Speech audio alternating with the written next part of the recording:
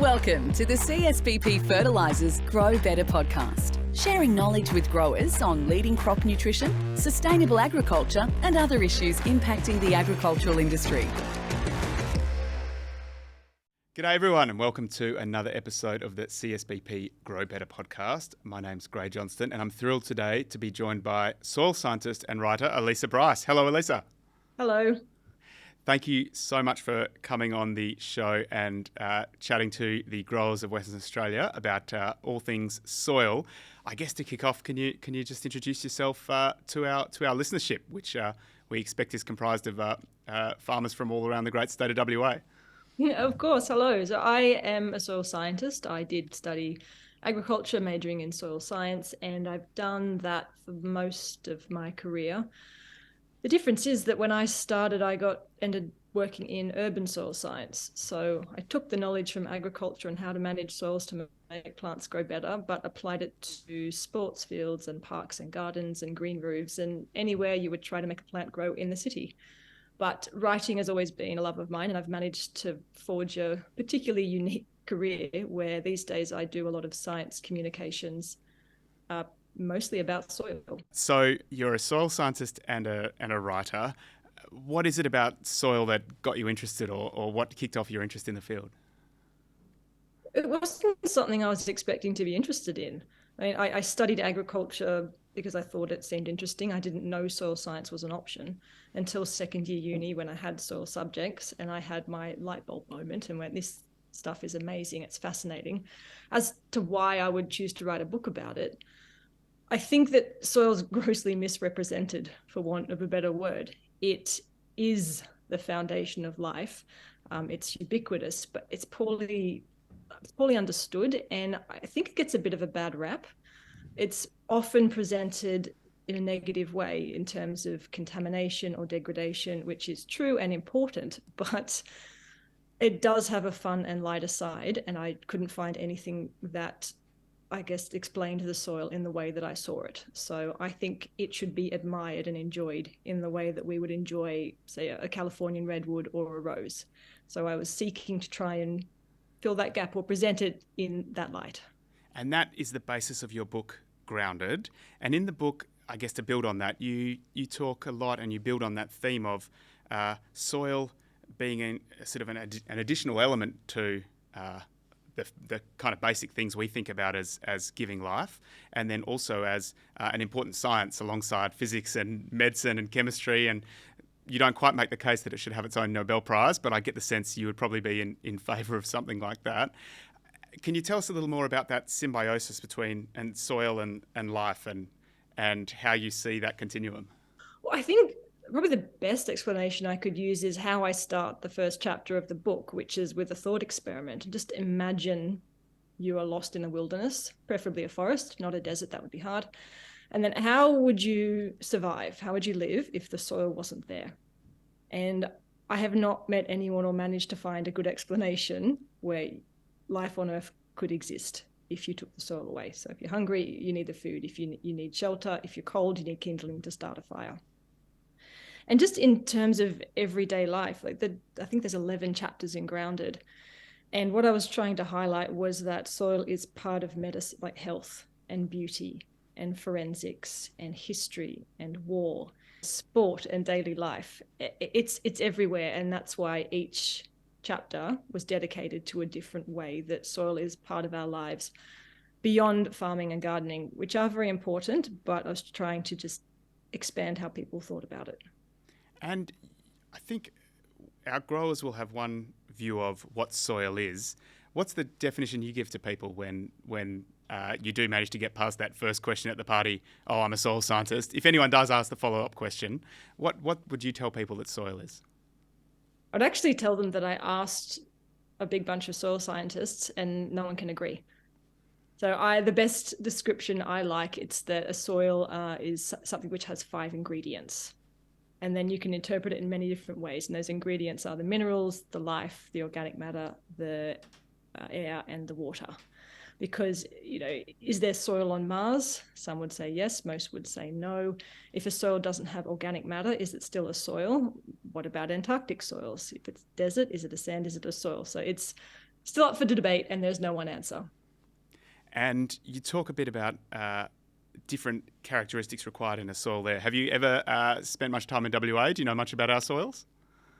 I have done a couple of trips to WA. I understand your nuances with sand are much, you have more nuanced understanding of sand than we do over in the east.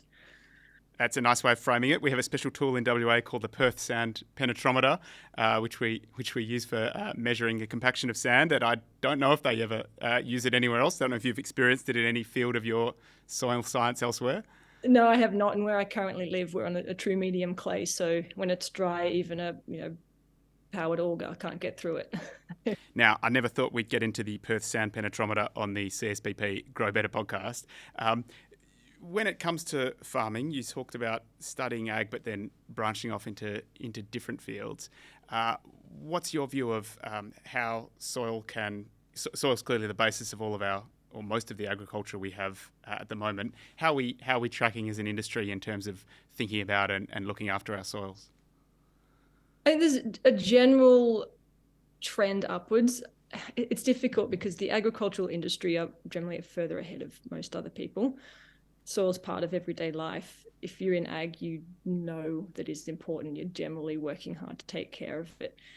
I think it's just the general understanding that soil is critical to agriculture, but also to everyone else, and that farmers are generally working very hard to maintain their soil. Sometimes I think it's quite unfair that growers are portrayed in a negative light, that they're not taking good care of the land, which I know is not true.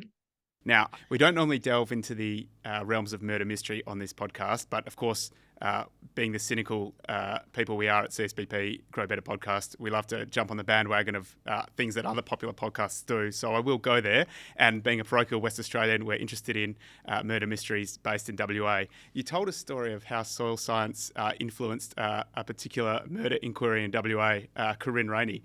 Can you tell us a little bit more about that case and what was involved? Oh, yes. So I believe that Corinne went missing and they had a prime suspect, but he was quite a high-profile man and no particular evidence. So they brought in Rob Fitzpatrick, who founded the Centre for Australian Forensic Soil Science, which currently resides in Adelaide. When they eventually found Corinne's body, she had traces on her. And then the forensic science department had to collect those brick particles and soil particles, tiny ones, and examine them under the microscope and try and match where they could have come from along the route between where she was found, I think it was Kings Park, and at her house. And it took them 2 years. And Rob had to buy 1,800 bras because they found all these particles in bras, but they couldn't work out how they'd be transferred. So he had to, CSIRO, can I please have 1,800 bras? It was a little controversial, but eventually he got them. And they did manage to track where she'd gone. As it turns out, she had been murdered out the front of her house and then dragged out the front and then moved elsewhere. And because the soil and brick particles from her house and around the front yard were unique to an era, I think about the 40s, they were able to work out what had happened to her. And I don't know if they've done a conviction yet, but...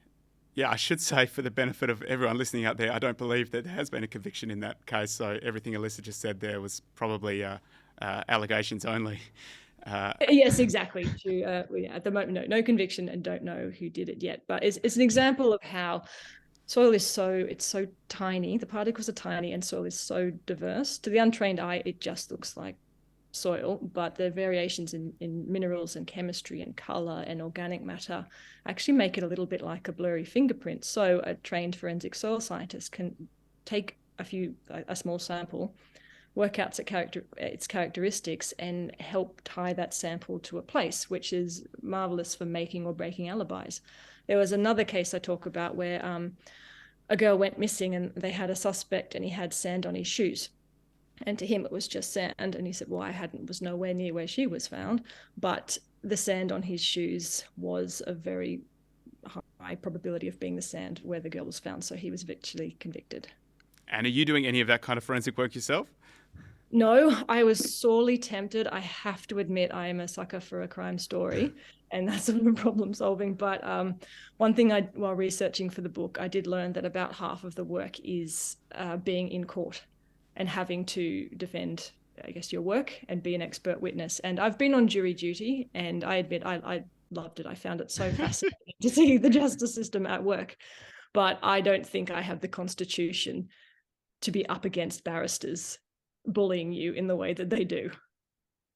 So then you've clearly got a good understanding of agriculture and of soil science. What's the future, and what's your view around how will we take those two realms of academic and practical thought and work, and continue to advance the cause of both of them over the next couple of decades? Where are we heading with those things? My personal opinion is that, as I said at the beginning, that soil just needs a little bit of a rebrand. For something like this, in academia and in agriculture, you can try, but you generally need a population behind you and everything that comes from that. And by getting people to engage in a positive way from the start. So, when the first time children are usually introduced to soil in an academic sense, it's to do with erosion. Mm-hmm. So it's always bad things. It's a negative take. And I just think if you want to attract really bright minds and people who are open to innovation and who can bring in ideas from different industries, you might have to lure them in, catch more flies with honey, instead of saying, here's something you might not have thought about. Do you know that it's under threat and we're destroying it and you're part of the cause? Fix it. I don't think that's how you get people engaged in something. So make it fun, make it interesting, lure people in, and then maybe we'll get some more wonderful innovation. Alisa, in your book, you talk about, I don't know if terraforming is the right word, but bringing some sort of soil to Mars. And of course, we're not signing up for the contract yet, but at CSBP, we're big believers that nutrients can be taken from one place and put in another place to help build up the soil in that place. What do you see what would the relevance of something like a fertilizer be to say humans one day living on Mars? That's the biggest leap I've ever made in a question on this podcast. Absolutely essential. Have you seen the movie The Martian? I'll admit my cultural ignorance and say I haven't. Okay. I recommend, if anyone else listening hasn't, The Martian is a movie starring Matt Damon where they go to Mars, he gets stuck on Mars, and he has to survive until he can get rescued. And part of that is having to grow potatoes in the Martian regolith. And in order to change the Mars regolith into something that we would consider soil, he has to use packets of their dried excrement to add organic matter and microbes and bits of potato to grow the potatoes. So one thing I explored I did a chapter on, let's do farming, but let's talk about how we'd farm on Mars. And how could you turn something with Martian regolith into what we would consider soil? And it's actually similar to what I used to do with urban soil science, which was when I would make soil using waste products and turn, soil you'd buy, say, at a landscaping yard has been manufactured. So with what we know about Martian soil, it's dry, it's dusty, it's coarse, it's 98% minerals, 2% air, there's some water in the poles, but nothing else. So in order to make it into a soil, we need to add organic matter and we need to add nutrients. While Martian soil has all of the nutrients that plants need, they're in tiny, tiny amounts and not enough for them to access. Could we take over bags of fertilizer from Earth? No. We would be using the first forms of fertilizer, and that would be wastes, human waste, plant waste, and even humans themselves, because reality is that everything living is a source of nutrients, and that can be recycled into nutrients to something else.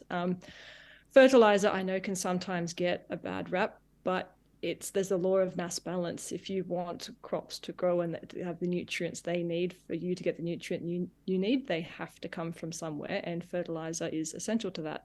I think there's a saying that without modern fertilizers, something like 2 billion people would have starved. So they are an important, very important part of agriculture today. Great to have you on the show to talk about important themes like that, Alisa. And you made some good references in your book as well to another key pillar of life in Western Australia, which is sport, and how sporting services are prepared. And you mentioned it right at the start of your answer there. Can you tell us a little bit more about the sporting services we see and the soil that goes into those, and how you have to get the balance, exactly right to get those things working well? Yeah, so when I started my career straight out of uni, I said I went into urban soil, and I was mostly on sports fields. So Is that because that's where the money is, or? It was the job I was offered, and I'd been backpacking for 5 months, and I said yes. I took the job and worked it out later. But I had the opportunity to dig holes around lots of great sports fields, including the Sydney Cricket Ground. And I got to peek under the turf and see what was going on there. And I learned that soil in our cities is generally in one of two camps. It's either whatever happened to be there or highly, highly engineered. So under a cricket ground or a sports field, it would look like beach sand because it's specified particle sizes of sand in order to have a really high infiltration rate, but still support that sort of foot traffic. Cricket wickets are marvelous inventions. I mean, they are. A groundskeeper has to make conditions as hard as possible for turf to grow, and then convince turf to grow in it. I think it's quite a feat that they can do what they do. And they have a system of watering and rolling and compacting the soil to about 5% pore space, which we would not tolerate in any other situation. And then somehow getting the turf to grow evenly throughout the pitch, because if the turf isn't even and the roots aren't even, the pitch doesn't dry evenly, and that leaves soft patches and hard patches, which interferes with the game and people get unhappy. So I did speak to a few groundskeepers, and there is science behind it, but there is a lot of just experience. And some people know they either push their knuckle or their thumb in, or a groundskeeper I knew walked barefoot. And just by doing that, he had a sense of what he needed to do to prepare the wicket for, say, a 5-day test match. So it's I think they're quite marvelous. And gosh, if they get it wrong, the Twitter armchair groundkeepers come out in force, don't they? And do you think many of those armchair groundskeepers have much of an understanding, really, of what's going on in that soil? Well, no, because I think if you did have a strong understanding, you wouldn't be so crass on Twitter, would you? You'd know how hard it is to do what they need to do. And when you see big strips of turf, pulled up and replaced at footy fields when there's been a concert or something like that, is that linked to the soil as well? Yeah, that's usually because of too much foot traffic. It's being compacted too much for the turf to regrow. But it also depends if the turf has been harvested with the clay loam layer in it, which they are over here on the east, and then those particles start to filter down into the sand beneath, and that clogs up the pores. So then the field can't perform as it needs to. So they just need to clean it out and start again. Alisa, what's next for you then in the world of soil? The book's out there. We assume it's selling well. Where are you going to take this soil story? Because you're clearly passionate about it, and it is a topic close to our heart as well. Well, yeah, I think actually Grounded would make a great documentary. The soil can be hard to visualize. I've tried my best, but being out there with cameras, like showing some of the people I interview in action and looking at all the different soils would be marvelous. I just have no idea how to do it. Okay, well, you heard it here first. Any aspiring film producers looking for your next Netflix or Amazon Prime, other streaming services are available. Classic, please do reach out to Alisa, and of course you can get in touch with her via csbp-fertilisers.com.au, and we will find a way to make that connection happen. And look, Grounded's out there. I've obviously got my copy. Where else could someone find it if they were interested in learning more about the world of soil, Alisa? Most independent bookstores stock it, and if they don't, just ask them. You'd be doing me a favour. Tell them to get it in. You can, of course, buy it online if that's your thing. And on my website, alisabryce.com.au, I sell signed copies if you want it as a gift for someone with a special message. Yeah, someone who has a special interest in all things soil. I hope we've done our little bit to change the narrative around soil. As we know at CSBP, we love all things soil, and particularly applying nutrient to it, but also just in general looking after it. So thank you very much for joining us today, Lisa, to talk about Grounded and everything that's happening in your world. Thank you very much. It's been a great conversation. And thank you all out there in CSBP Grow Better Podcast world. As always, jump on our socials at CSBP Fertilisers to catch anything else that we might be up to, or to have your say and let us know if you've got any ideas for the show. But for now, I've been Grey Johnston. Thank you, Alisa Bryce. We'll see you all later. Goodbye. Thanks for tuning in to another episode of the CSBP Grow Better Podcast. For more information about CSBP, please visit csbp-fertilisers.com.au or connect with us on social media at CSBP Fertilisers on Facebook, Twitter, Instagram and LinkedIn.